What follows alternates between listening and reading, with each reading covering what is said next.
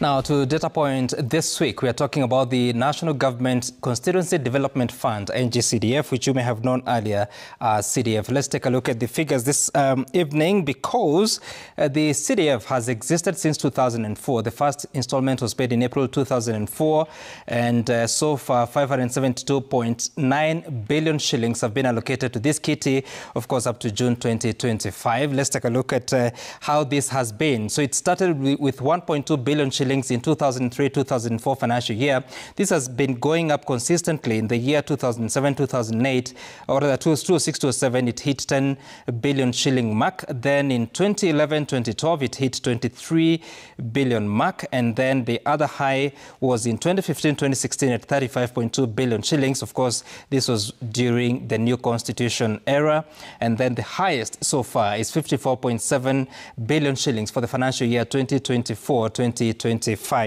Let's take a look at a bit of that, because this is just an analysis, a deeper analysis of that. It has come from 1.2 billion shillings in 2004, when 6 million shillings were allocated to each of the constituencies. At that time, there were 210 constituencies in the country. But as we speak, we have 290 constituencies. The allocation for the current financial year is 54.7 billion shillings. Every constituency receiving between 161.4 million shillings for the lowest and 206.4 million shillings for the highest. I'll be telling you how that allocation happens and why constituencies are treated differently.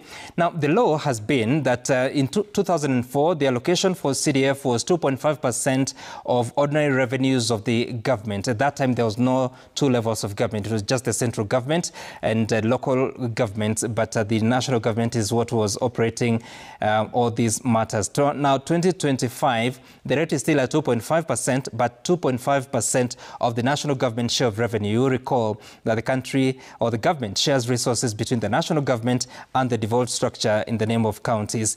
For the current financial year, again, the allocation is 54.7%, being 2.5% of the allocation of the national government. So let's take a look at something else. The law requires that these resources, once allocated by Parliament, are disbursed to the constituencies every start of the quarter. The quarter begins in July, obviously, which is the start of the new financial year. They're supposed to receive 25%, and then the balance is supposed to come at the start of every other quarter in equal installments. So meaning October should be 25%, January 25%, and April 25%. But this has not been the case of what has been happening. Let's take a look at the next one to understand a bit of that, because for the current financial year, there was a balance accruing from the previous financial year of 2023-2024 of 13.5 billion shillings. If you include the allocation for the current financial year of 54.7 billion shillings, then by June this year, the constituency should receive up to 68.2 billion shillings. We'll be looking at what has been happening in the next slide. Because in September last year and November last year, they received 7.8 billion shillings and 5.7 billion shillings, respectively. If you do the math, that is 13.5 billion shillings, which is clearance of the carryover from the previous financial year. For the current financial year, the allocation of 54.7 billion shillings, this money has only been received in December 2024, which is last year, 7 billion shillings. February this year, 7 billion shillings. And of course, yesterday, the Cabinet Secretary for National Treasury, John Mbadi, announced that 7 billion shillings had been released. So in total, that is 21 billion shillings, meaning there's still a balance of 33.7 billion shillings, which should be received by these constituencies by the end of the financial year, which ends on June 30th. So remember that they're supposed to receive these resources on quarterly basis. Has not been happening as we speak, with just about 2.5 months to go to the end of the financial year. 33.7 billion shillings is still pending, nearly two-thirds of the allocation. Let's take a look at what else we need to know this evening. So the utilization of resources, of course, after the allocation of 54.7 billion shillings for the financial year, there's an amount that is supposed to go to the NG-CDF board, which is the institution that manages this kitty at the national level. So they take 5%, which is supposed to manage the issues of administration at that level.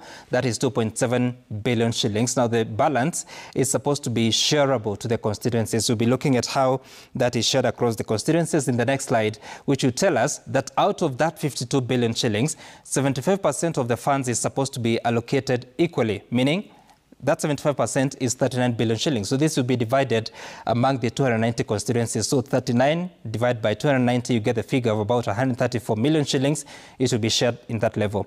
The balance of 25% will be shared to the constituencies based on the number of wards per constituency. So we are talking about 13 billion shillings, which is supposed to be shared in that manner. But even after receiving these resources, every constituency is required to maintain as an emergency reserve 5% of the resources that come to that constituency. Let's take a look at that sharing and how it emerges, because you have 290 constituencies. All of them are different sizes, a different number of wards. So in the country, there are some 21 constituencies that have just 3 wards. So based on the formula, they receive 161.4 million shillings. This is the lowest allocation for any constituency. For constituencies that have 4 wards, there are 79 of them in the country, so each of them received 170.4 million shillings. There are 106 constituencies in the country that have 5 wards each, and each of these constituencies receives 179.4 million shillings. Then there are 54 constituencies with 6 wards, and of course they receive 188.4 million shillings based on the formula. There are 23 constituencies that have 7 wards. They receive 197.4 million shillings, and the 7 constituencies in the country that have 8 wards each, they receive the lion's share of 206.4 million shillings. That's just a good indicator for you to understand why constituencies are treated differently. Let's take a look at the next one, which will now tell us how these resources are supposed to be spent. Of course, these resources are supposed to go to development projects, but the law, which is the NG-CDF Act of 2015, as amended in 2023, identifies various programs that are supposed to be treated as development projects. Social security, these are bursaries, these are investments in education. The maximum allocation should be 40%. So if you do the math, 40% of 54.7 billion shillings will get you at about 20 billion shillings of what should be spent on bursaries for learners and other services in the social sector. For digital hubs that have been built, there's a recurrent expenditure that is allowed, but it cannot exceed 3% of the allocation per constituency. And then there's another element that was introduced recently that is on climate change mitigation efforts, including afforestation, reforestation. This can only go up to 5% of the allocation to that kitty, but it has a cap of 10 years. Now, there's a question of whether this will see those 10 years, because there has been decisions that have been arrived at by the High Court saying that because of their constitutionality of the NG-CDF Act, because it interferes with the separation of roles, and because members of parliament are supposed to be making laws, not overseeing such kind of investments or development programs, then they should come to an end by 30th of June 2026. There has been contestation, but we'll wait and see. But that's how the NG-CDF looks like in numbers.